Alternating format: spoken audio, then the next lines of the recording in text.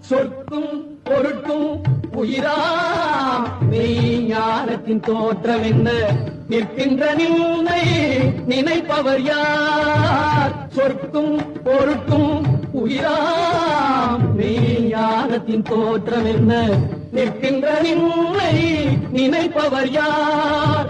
நிலந்தோய் உழைக்கை நற்குஞ்சரத்தின் பிடியோடு அரச அன்னம் நாட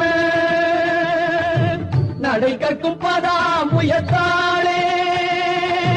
நிலந்தோய் உழைக்கை நற்குஞ்சரத்தின் பிடியோடு அரச அன்னம் நாட நடை கற்கும் பதா முயற்றாளே.